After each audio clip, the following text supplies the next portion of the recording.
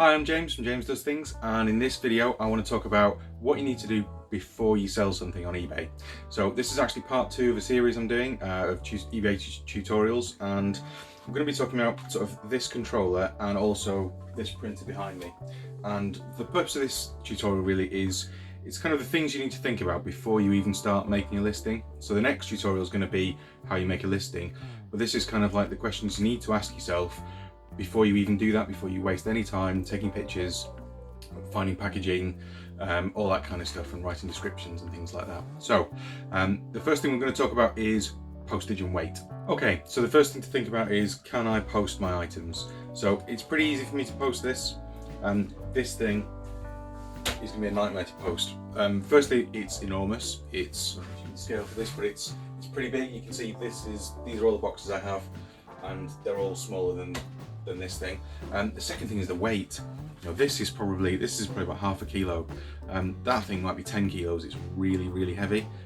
What you can't really see from here is how deep that thing is, and it's a really heavy printer. So that one is going to be collection only. It's not to say that I can't sell it on eBay, but basically postage is right out, and it means that it drastically limits the amount of people who will see that item, because if I list it on eBay, I'm just going to list it for local collection only. So and the fact that it's broken as well, again, reduces the number of the collection, reduces the kind of geography of where people are going to be interested to drive. You know, if it was a working printer, maybe someone would drive 30 miles or an hour or something to come and collect that if it's cheap enough. The fact that it's broken as well means that's hardly going to be worth anybody's petrol money, unless literally it's only going to be interesting to local people who fix stuff up. Okay, so now we're going to talk about postage. I know what the postage is in the UK, and but for you, if you live in, say, if you live in North America or continental Europe, your postage might be completely different. In fact, it will be totally different. Different companies, different weights, and different limits. So what I've found with my local postage companies is that there are weight limits, but there's also volume and size limits. So, for instance, like this is going to go in that box, and that box is going to go. I can put it in a slightly bigger box, but there are limits to the kind of the depth and the overall sizes, where literally I can pay £3 for it for the postage, but then if I make it just slightly bigger, I get just a box that's slightly too big, then it'll cost me nearly twice as much to send it, even though it's the same thing and it's the same weight. So it's worth doing the homework and finding out what your options are. If you get it wrong, you know, it's costing you money to, you know, you would be better off just throwing it away or recycling something. Whereas if you do it right, you can actually get other people to pay you £5 to get rid of your stuff. So it's just basically do the homework, you know, go weigh things, get a box, you know, find a box, see how feasible it is to actually post your item. Right, how to price your items. This is, it's a big question, it's something that gets asked a lot. The first thing I would do is go and look on eBay and go and do a sold listings. So we're going to jump into my computer in a minute, but that's essentially, you want to look at how much other people have sold them for, because people can list things and they can put any price they want. They put £100, yeah, I want £100 for that, and they'll never ever get it. Same on Facebook, really. For Facebook Marketplace, you don't know what things have sold for. You can just see what people are listing things for, and it's often, you know, stupid prices. So have a look at eBay sold listings, because that literally tells you the last price someone was willing to pay for something at least similar to your thing, if it's not the same thing. And the other thing to remember is that people come to eBay for cheap. Yes, people are willing to spend money on eBay, but generally if they want something fast and new, they go to Amazon, because nobody beats Amazon for getting you fast new stuff. Literally the only way you can get it faster is to go to the shop yourself, if you've got a shop that close. So people are expecting cheap. So if you can see that other people have sold them for something like this, say for £30, £25, £20, don't expect to be able to sell it for 50. You know, just be realistic, but use eBay eBay sold listings to find out what your stuff's worth. Also consider that, for instance, this item, this isn't actually an official Xbox controller. It looks like one, but it's actually an aftermarket copy. It's a Chinese copy. It is pretty good. It's better than your average kind of Mickey Mouse aftermarket controller, but it's still, so it's not official, but it's not far off. It's broken, so that's probably halves the value.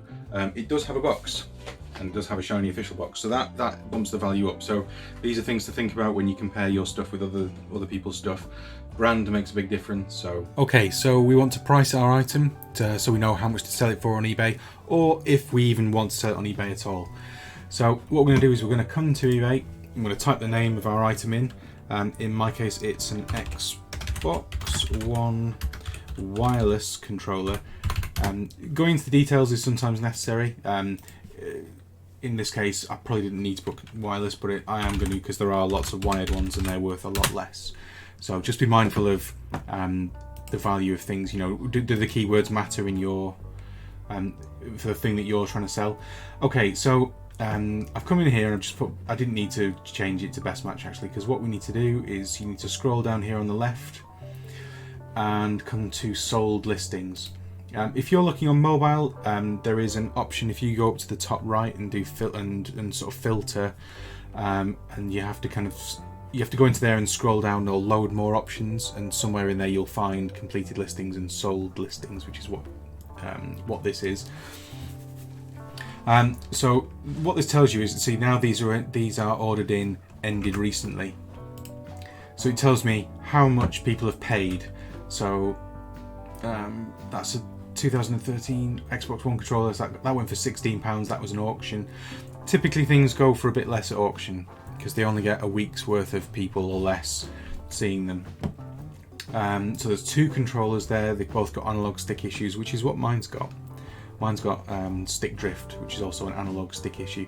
So if you imagine that's essentially 27, so call it £14 for a broken one. So they're £24. That one went for. See, that one there went for 36. And notice there they've put Xbox X or S and Xbox One. So that's a tip for me. So that one went for 24. That was an auction. So you see the prices generally for the thing I'm selling. Realistically, if I don't fix my controller, I'm going to be getting sort of £14, something like that. If I just put it in an auction, I'm going to be getting maybe £20. You see that 36 just for saying it's the other type. 27 there. So you can see the ballpark figure. So I'm definitely not going to get £40 for it. I haven't seen a single for. Oh, there's one for 45. See, that one's boxed. So that's an official controller and it's boxed. So I've got a box, but it's not the official. Mine's not an official controller, so I'm still not going to get anywhere near 40. I don't think. So if I fix mine, then I think 25 is a reasonable price. If I don't fix it, then I'm going to be lucky to get 14, 15 at auction. Incidentally, I would probably, if I don't fix it, I will probably sell it in an auction. If I do fix it, then I would probably sell it as a buy it now and sort of try and get a slightly higher price for it. So that's it. That is basically how you determine your price. You can do it nice and quickly, and so you just type in the name of your item up here, come to sold listings, scroll down. You're always going to get some items that are a bit out. They don't really match up. See, that doesn't match up. It's a steering wheel and pedals. Just kind of use a bit of common sense, get a ballpark feel for what could be. If something's sold really cheap, have a look at it. Have another look, see why it's sold cheap. Is it this one's a spares or repair? That's why it's only £10. That kind of thing. Just use a bit of common sense, and but use this as this is one of the best guides, especially if you're selling on eBay, because it's eBay. But there's not many other sites that give you this much information about what's already sold there. Certainly Facebook and Amazon don't. So okay, so now you know how much your item's worth, more or less, and you know that you can post it. How much it weighs, things like that. So, or at least you've got an idea of how much it's going to cost you to post it. So, armed with these facts, you can then decide, yes, I am going to list it, or like this joypad, yeah, I'm going to list that, and I might even have a go fixing it first. Or like the printer, no, I'm going to recycle it. I'm going to stick it in the recycling bin, or I'm going to take it to the tip. So, that's you can make these decisions now. So the next thing to do is actually list your item. To be fair, the next thing to do is probably take pictures, but that kind of comes as part of the listing process. So that's going to be next tutorial. So if you found this useful, please leave me a like and consider subscribing. Do check out the next video, I might put it around here somewhere. And yeah, thanks for watching.